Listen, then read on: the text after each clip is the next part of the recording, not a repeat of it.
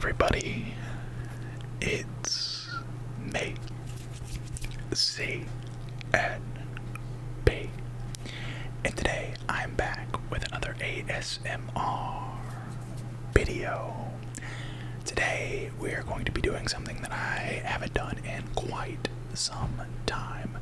Now, as announced probably 2 weeks ago, and as you can tell, I'm not in my house anymore. As of the 19th, so 3 days from now, my house will be sold. It is currently under contract. I am selling my home, moving into an apartment with my girlfriend, already moved into an apartment with my girlfriend, and signed a 13-month lease. That being said, I bought my townhouse back in 2017, 2018, I can't remember exactly the year, but for those of you that are unaware, the housing market has gone through the roof over the last 4 or 5 years. So I have made out like a thief in the night with so much equity that I need to find a place to park that money so that my money is still working for me, right?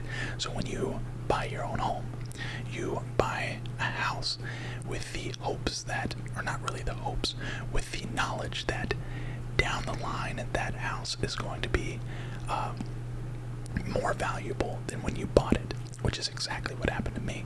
Now, the market can go up and down. It feels like I've kind of gotten lucky with my timing as far as the market goes, the housing market goes. There's some speculation that the housing market might be taking a little bit of a dip here shortly, but you never try and time the market. I didn't try and time the market. It just so happened that I may have sold my house at the peak. Now, on the flip side, the stock market has been on a decline over the last 2 quarters to the point where we are officially in a quote-unquote recession. Now, that is another amazing time. Again, you're not supposed to time the market, but in my case, it's looking like I've gotten very, very lucky. Now, we might, somebody might be watching this video a year down the road and be thinking, wow, you're an idiot. Very well, hindsight 2020, I could be making a terrible, terrible decision, but this is the decision that needs to be made in order to keep my money working for me, because I no longer am in the real estate market. So, that being said, I have built out an entire game plan, which I'm going to share with you guys, and I think it's a good game plan. You guys can let me know suggestions in the comments down below. What you think of this potential portfolio. Again, I haven't bought all of this yet. This is, as the time I am recording this, it is the 16th, and my house is officially sold on the 19th. So, still got a couple days left before all of this gets put into action, but I feel like it's a good game plan. I feel like it's nice and balanced, it's nice and conservative, very safe, and I kind of went at it with a idea in mind. 2 quick things before I continue and show you guys the portfolio or the game plan. Number 1, this is not financial advice. This is for entertainment and ASMR purposes only, and kind of full transparency of what I like to do on this channel, which is show you guys what goes on in my life, keep you guys up to date with everything that's, my life decisions, and this is just another part of that. And number 2, this is not money that I am going to be touching in the next 2 to 5 years, or maybe even ever. I'm a long-term investor, and so if you guys think that this is how much money I actually make being a full-time YouTuber, you would be very, very misled. The numbers that you are going to see might be a little staggering to some, but I can assure you that this money is not an option for me to just live off of and spend. in order to keep building wealth, I need to keep this money invested and basically not live off of this money, so that down the road I can potentially live off the dividends and, you know, be able to live off of my investments, if that makes sense. But you can't live off of it now. You got to keep it invested so that down the road you can live off your investments. I'll kind of go into a compound interest calculator at the end of the video just to show you guys the potential of these investments. So that being said, hit that subscribe button if you're new. If you're interested in ASMR gaming content, that's 90% of what you're going to find on this channel, gaming content, or kind of in that space. I don't really do financial videos often, but I do talk about it from time to time. So hit that like button, sit back, relax, and enjoy.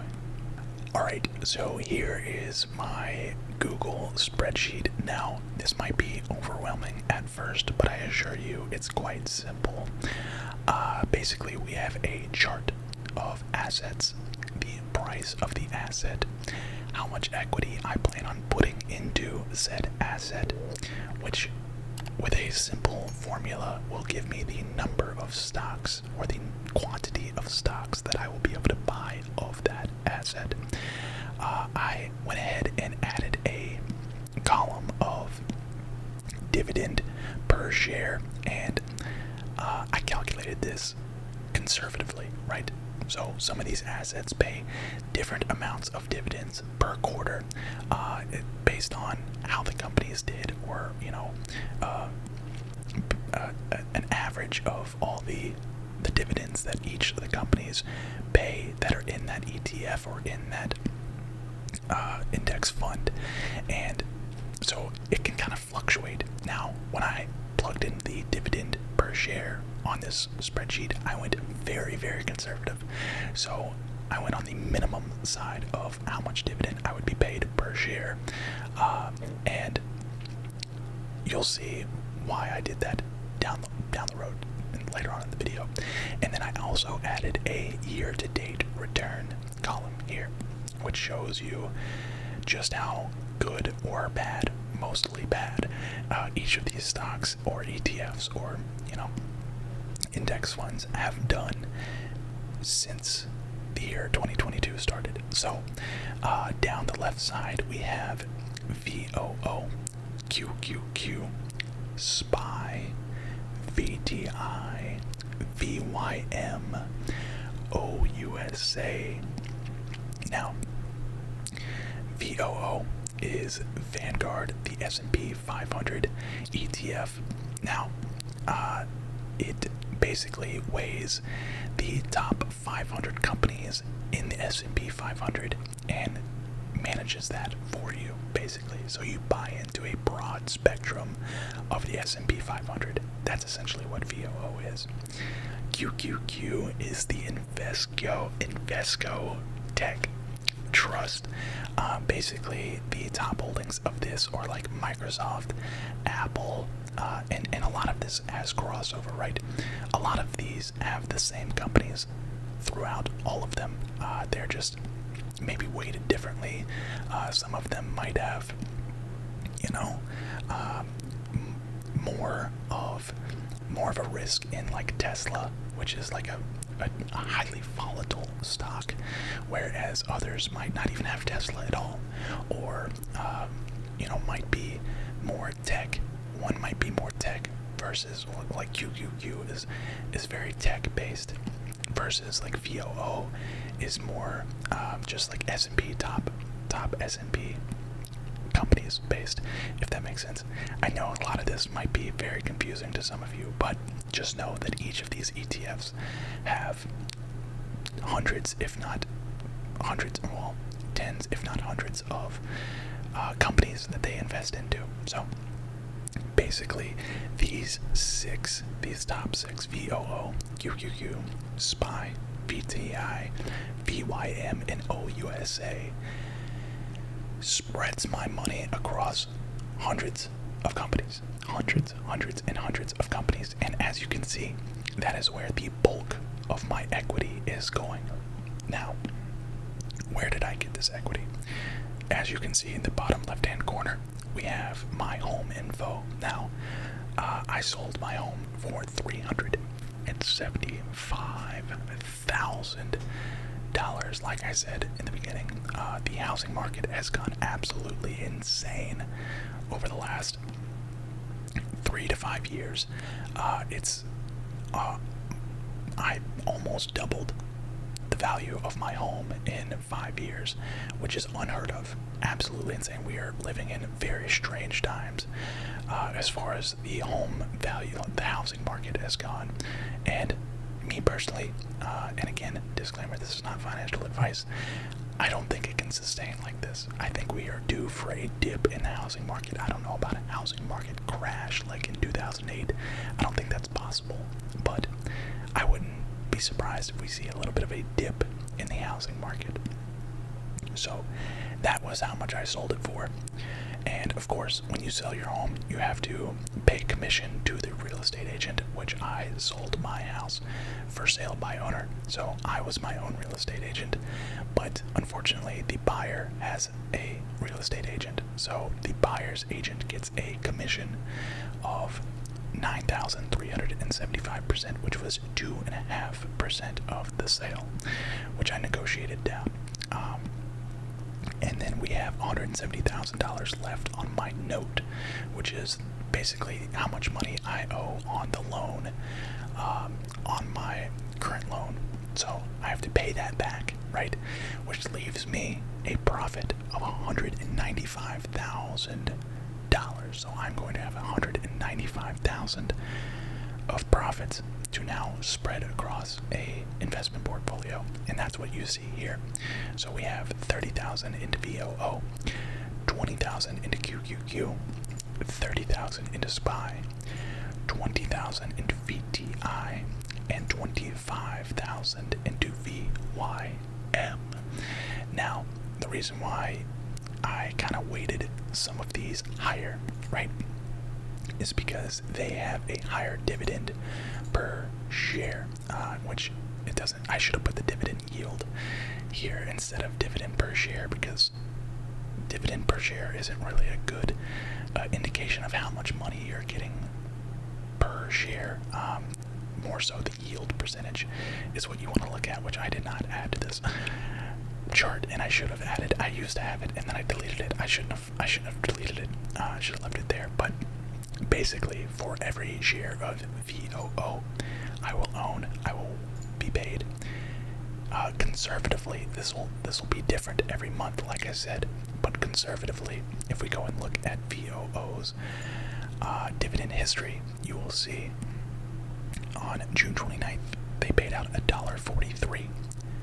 The quarter before that, $1.37. Quarter before that, $1.53. Quarter before that, $1.30. Quarter before that, $1.33, $1.26, $1.38, $1.30, $1.43, $1.17, $1.42, $1.30. So I went ahead and put in $1.30. Most of them were above $1.30. It could dip below, but I felt that was a conservative calculation on how much dividends I would be paid per share. So you take that, you divide the most recent price, which was at the close of Friday's trading day, which the stock market is only open from Monday to Friday, so it is currently, this is the most recent price of $354.01 per share. You divide the equity by the amount of the price, and that will give you the number of stocks that I can buy, the quantity of VOO that I will be able to buy. Then you take that, you multiply it by the dividend per share, which is paid out quarterly, and look at that, I'm going to be paid $110.17 every single quarter simply for owning this stock. So 3 months goes by, I'm going to make pretty much at minimum $110.17 just for holding the ETF, just for holding on to VOO, I call it VOO. And that doesn't even calculate, that doesn't take into consideration the amount that the VOO could go up. It also doesn't take into consideration the amount that VOO could go down. Obviously, we hope that it goes up, but the younger you are, you kind of want it to go down because that means we can get more in at a cheaper valuation. The cheaper the stock, the more you can buy of that stock. And when it rebounds, which inevitably, stuff like this, these blue chip stocks, they will rebound. I don't remember, I can't think of off the top of my head, the first thing that comes to mind is like Blockbuster, which, looking back, makes sense why it went out of business, but I can't think of anything that would be anything off the top of my head. These like major brands that have gone out of business, at least the ones that I have on my list, and we'll continue on with that. So we have 20,000 in QQQ. Again, not as heavy of a dividend. We will be making $23.98. If we look at the QQQ's dividend payouts, again, 52 cents, 43 cents, 49 cents, 41 cents, 39, 39, 56, 38, 42. So we put in 35, so that's actually a really conservative dividend per share. And that will give us $23.98. It's probably going to be closer to, over $24 every single quarter. And again, the year-to-date return of QQQ is negative 27, so it has fallen 27% in the last year, or not in the last year, since the year 2022, which is a pretty hefty dip. So I'm getting some cheap shares in QQQ, along with 19%, a 19% dip on VOO. A lot of these are like hefty dips for what they are, the asset that they are. These are very conservative assets. So to see them down 20%, almost 20% on all of them, is insane. In the last, 7 months, 7.5 months, that is a hefty dip for 7.5 months. And that is kind of due to the recession that we are in. Next up, we have VTI, which is going to be $20,000 worth of VTI, which is going to give me 103 stocks. Which again, actually, wait, I skipped SPY. We're going to have 30,000 into SPY, which is going to give me 77.89 shares. Again, $1.30 dividend per share. We can go look at this. Very conservative calculations. There's only been, let's see, 1, 2, 3, 4, 5, 6. Okay, so down here it's been a little bit, but I mean, we're getting back into 2017. Like in the last year, let's see, yeah, has not paid less than that in the last year. Now, of course, the recession might actually affect dividend payout, but obviously it hasn't, because in June paid out the highest, almost the highest it's paid. So again, I'm shifting my portfolio to more conservative base because I need this money. I can't afford to gamble with this money. You could say, throw it all into crypto, and I'm, 10 years down the road might be a billionaire. I don't know, but I just can't afford to do that. I can't afford to see these numbers go to zero, because this is kind of what I've built in the last 3 to 5 years, is this equity, and I don't want to lose it. So that's why we're going this more conservative route. We have VTI is down 20%. VYM is a high dividend yield. 84 cents, 66 cents, 93 cents, 74 cents, 75 cents, 65 cents. What did I write down for that? Yeah, I wrote down 65 cents. So, that is, again, super conservative. Super conservative estimation, which is going to pay me $159.39 simply for holding the stock, guys. Dividends is one of the #1 ways to gain passive income.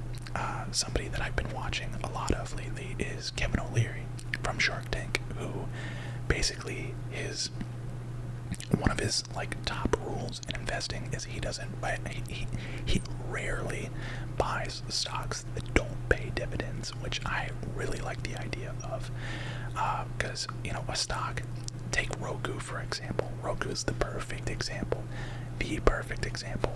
I've held Roku for like 5 years. You guys know, all you OGs know, I've been in Roku for a long time, and we saw massive profits, and I actually sold some of my Roku to realize those gains. However, if I didn't do that, in the which since then, since selling, the price has come way down. As you can see on this chart, we're down 63% just this year. I think it's down 80% in the last year. 365 days. But if Roku paid a dividend, I would have been making money over the last 5 years or 4 years, however long I've had Roku. Every single quarter, I would have been getting paid. So, basically, it is a way to make money off of your investments without actually even having to sell, which is, I've always, it just, for me, that makes me feel comfortable. That gives me more comfort in holding the stock as well. It tells me they care about me as a stockholder, and basically they're not going to make super crazy decisions because they don't want to upset me as a stockholder. I don't know. It gives me a sense of security. I like building a dividend portfolio. I just like it. I don't know. Maybe you guys, maybe I'm the only one in the comment section. Maybe you guys are all about growth stocks, and that's fine too. I am too, but I think I want to start shifting to a heavier dividend. I love the idea of having so much money invested that I get paid every single quarter a couple $1,000s that you can then live off of. Like, that is something that you could live off of, or of course you could roll it into more investments. It's that simple.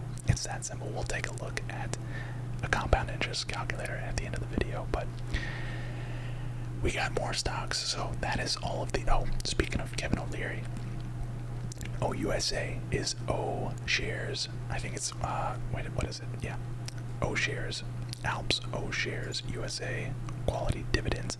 This is a ETF that pays monthly dividends, monthly, not quarterly, monthly. Which, again, that if you have enough of this, could be a monthly paycheck. I mean, it's that simple. And this is led by Kevin O'Leary. Kevin O'Leary started this himself, and it's got a lot of blue chip, home names. What's the phrase I'm looking for? Brand names, I guess. Home known. There's a specific phrase that I'm looking for, and my brain is just so, foggy right now. I can't think of it. But as you can see, 6 cents, almost 7 cents there, 6 cents, 7 cents, 6 cents, 4.5 cents, almost 5 cents there. So again, went on the conservative side and said 4.5 cents, which I would be paid monthly. I already own, this is actually my heaviest,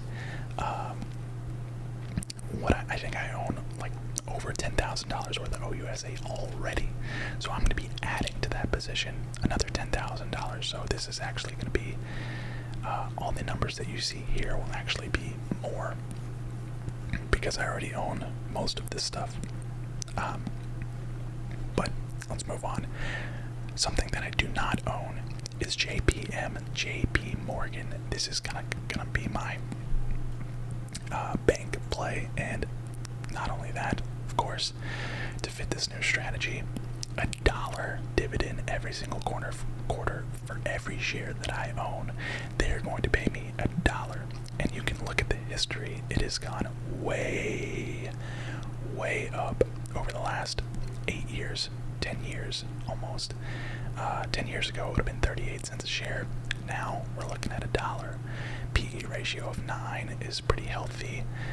Again, annual dividend of $4. They're going to pay me $4 every single year for every share that I just simply own and don't touch.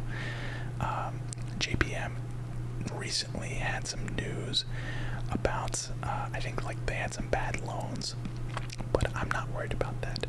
I'm not worried about that. JPM is like that.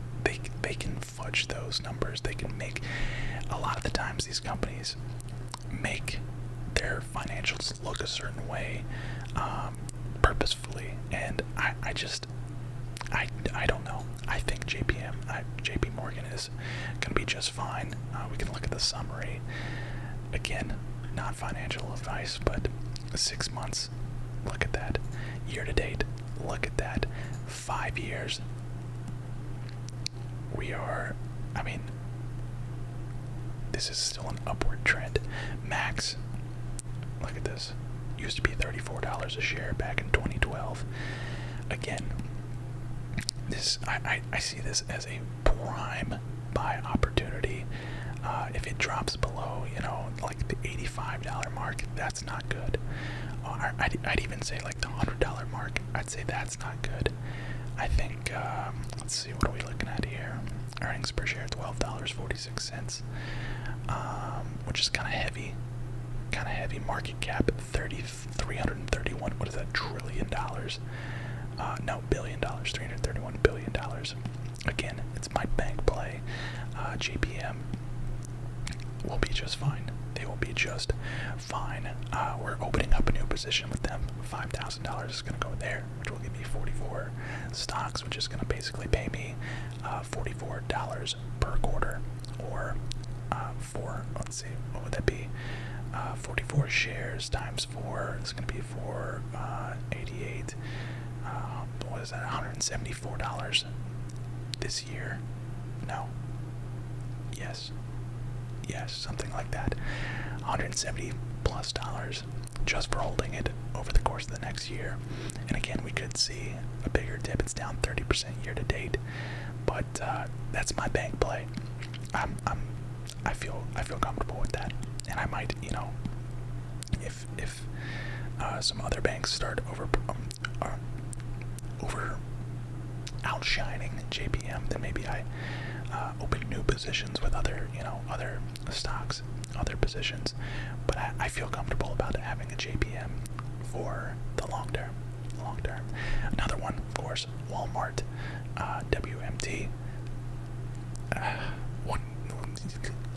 You don't even have to really talk about Walmart.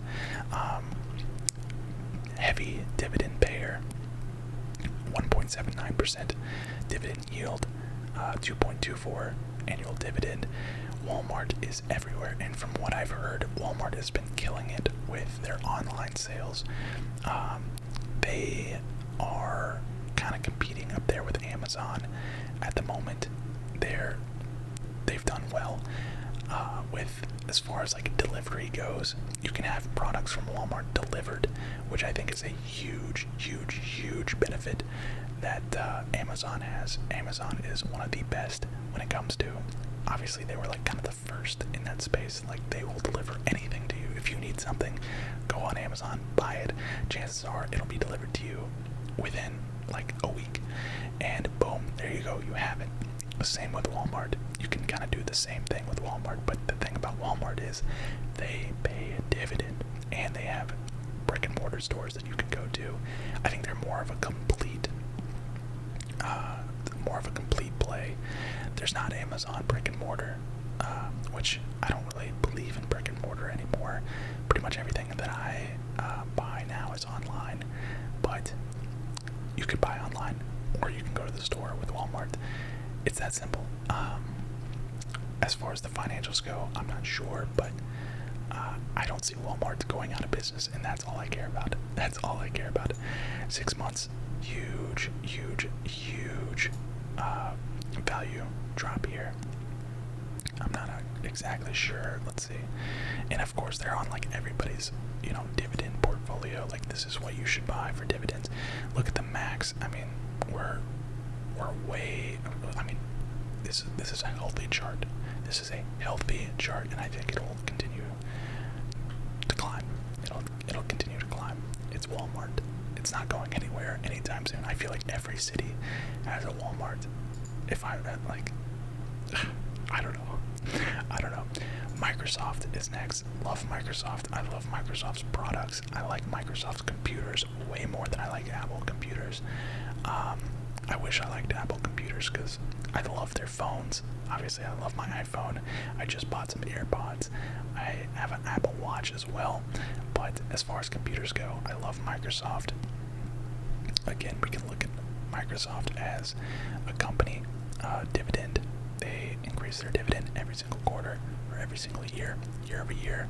Looks like they've increased it 6 cents this past year, which looks like, look at that, declaration date, record date, record date, payment date. So actually, I will get in on these dividends on, let's see, payment date will be on the 8th of September. That's good. That's good. Granted, they have a lower dividend yield, but it's Microsoft is Microsoft, and I'm more so, this is kind of a best of both worlds with Microsoft. I would consider this, as you can see, 5-year chart. This is a growth stock that happens to pay dividends, in my opinion. So the dividend is kind of icing on the cake, you could say, icing on the cake. You can see some of their financials: PE ratio of 26.8, earnings per share of $9.58, annualized dividend at $2.48. Current yield is just under 1%.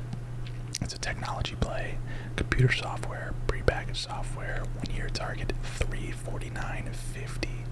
We're at $256.72, ladies and gentlemen. So we are looking at like a 50% increase, almost. No, like a 30% increase in 1 year, plus the dividends on top of that.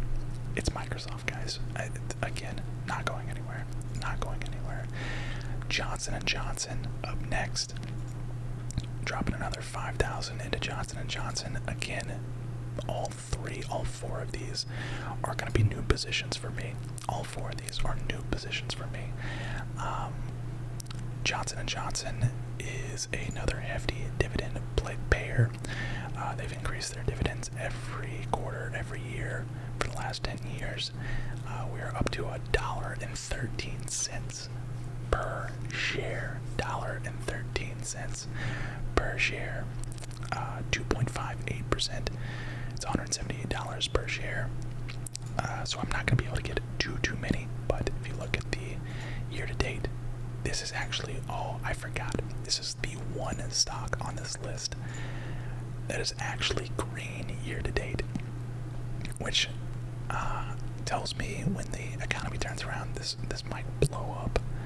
This might blow up. It's green despite the recession. You can take a look at the max chart here, 2012. I mean, again, this is hefty gains on the 5-year, on the in the 10-year.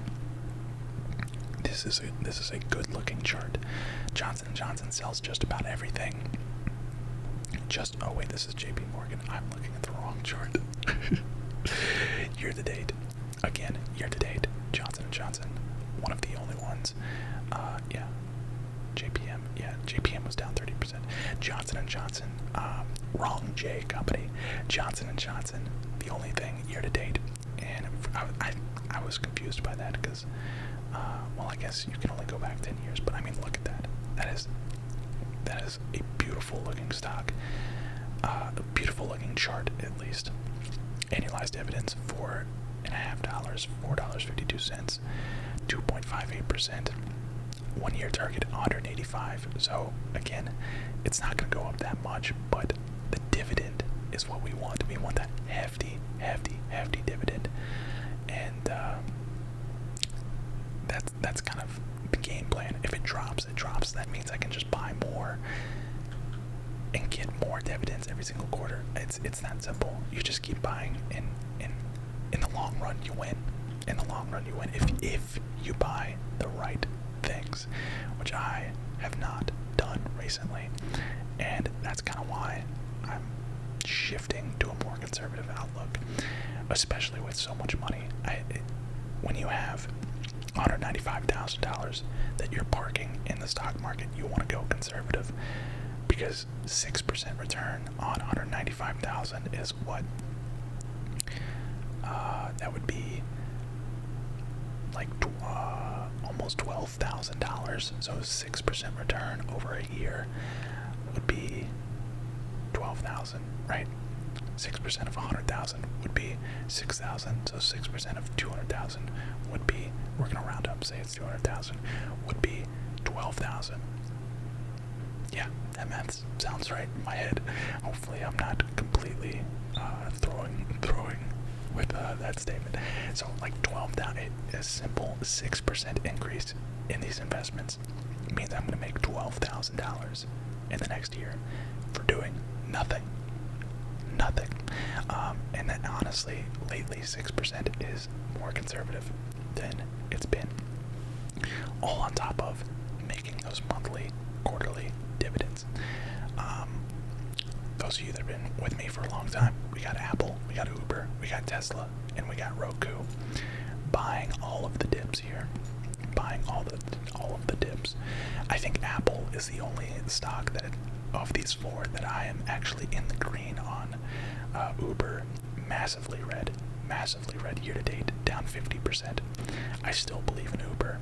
Tesla, down 39.5%, almost 40%. Roku, 63%. I still believe in all of these stocks, especially Apple, but Apple is kind of not in the same category as these three. Apple is Apple. Apple's going to continue to lead in the industry, but Uber, Tesla, and Roku, these have been taking a beating, an absolute beating, and as you can tell, I'm only putting a little bit, well, I say a little bit, it's $2,500, $2,000, and $2,000. I say a little bit because in perspective to the total amount of what I'm actually investing, it's not as much as you would think. And then, of course, I do have a Roth IRA. I suggest everybody creates a Roth IRA. The beauty of a Roth IRA is that you invest all this money just the same way that I'm investing it now. However, it's pre-taxed or post-taxed. Yes, post-taxed. So basically, I don't know if one of those is right. Basically, when you go to retire and you're 65 years old and you sell all of that, you don't get taxed. It's already been taxed, so it's post-tax. Yes, it's post-taxed.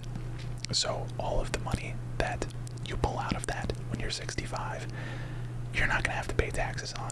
So it's all yours, baby. It's all yours. And I think at a certain age, at my age, you can only put in $6,000 a year.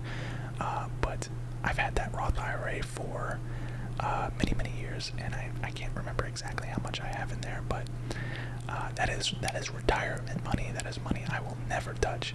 Most of this is money that I will never touch. Fingers crossed. If I have to, obviously I will. This is kind of like a savings account that I do not want to touch. I do not want to touch.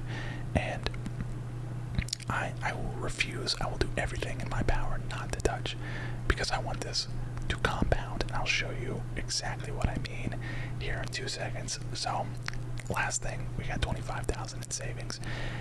That is going to go towards keeping myself afloat, as well as down the road, if we're not out of the recession that we are currently in, then I will use that $25,000 to buy more of these investments, kind of buy the dip. Because guys, when the dip is over, when the recession ends, that is when you make tons and tons and tons of profits. You can make lots of money if you buy the dip. Lots of money. Again, not financial advice. I'm not a professional advisor. But yeah, let's take a look at the compound interest calculator. So, initial investment. Let's do this money that I have now as the initial investment. So we're gonna go, what is that? $170,000. Initial investment, $170,000. Boom. monthly contribution, let's say over the next 10 years, I put in another $1,000 every single month, right? Length in time that you plan to save. Actually, so I am 27 years old, about to be 28 years old. Let's say I don't want to touch this money until I'm 50, right? I don't want to touch this money until I'm 50. So I'm going to put in 22 years here. We're going to assume that I'm 28. So in 22 years, I'll be 50, right? Interest rate, estimated interest rate, your estimated annual interest rate. So this is how much money you are making every single year. We're going to say conservatively 7%. The 7% interest rate. And I think it does it automatically in a percentage. Interest rate variance range. Range of interest rates above and below. So we'll say some years we might get a 4%. A 4%. Range of interest above and below that you desire the results for. We'll say 3. So I guess that's gonna give me 4 and 10%. And then compound frequency, we're gonna go annually. So monthly contribution, annual, daily. Yeah, we're gonna go annual compound interest. Calculate. So this is $170,000. This is my $170,000. And we're gonna say that I'm gonna contribute $1,000 every single month for the next 22 years with an interest rate of 7% per year with a variance range of 3%. Let's see what it gives us. The amount is going to be staggering. In 22 years, you will have $1.341 million with a variance. So the variance is with a 10% return. That 3% difference, right? The 3% difference doesn't sound like much, but it's $900,000 more if you get a 10% return. 4% return would be $500,000 less. So this is the power of compound interest. And if you want to go even crazier, let's say I don't touch it until I'm 60, an extra 10 years, $2.8 million. Look at the difference. This is the power of compound interest. This right here, the variance. This is a flat. The bottom is flat. This one's a little bit curvy. This one's very curvy. Let's do 40 years. I'm not gonna touch it until I'm 68, right? $4.941 million. That's just 7%. That's just 7%. $13 million is 10%. That is the power of compound interest. That is why you don't want to touch that money. And guys, guess what? $170,000 of an initial investment. I currently have $45,000 invested in my portfolio. It used to be more. I've taken some out. I've obviously been beat up over the last year and made some silly investments, but I've actually got over $170,000 right now. So the initial investment is wrong. Really, the initial investment is $215,000, right? $215,000, and then let's go back. Long length of time in years. We're gonna go back to the 22 years. We're gonna say that I'm touching it at 50. Calculate. 1.5 million. 1.5 million or 2.6 million, depending on 10% return versus 7% return versus 4% return. That is crazy. That is absolutely insane. And on top of that, I have 5 Ethereum as well. I forgot to mention that early on in the video. I have 5 Ethereum, and yeah, hopefully I'm bullish on Ethereum long term. I think Ethereum has more value than Bitcoin in my mind. It makes more sense to me that Ethereum would be the top dog in the crypto space than Bitcoin. I'm not a big believer in Bitcoin. I get it. I take that back. I am a believer in Bitcoin, but I'm more of a believer in Ethereum. So That is going to do it for today's video, guys. That is my game plan. Again, you can see it all here. Let me know in the comment section if you think this is a good idea, a bad idea, what you would add to your favorite stock that you're buying right now for all of you finance people out there. And I will see you all in the next one. So again, sorry for the long video. For those of you that want longer videos and want me rambling, there you have it. There it is, a financial ramble video. So I'll see you all in the next one. Peace, peace, peace.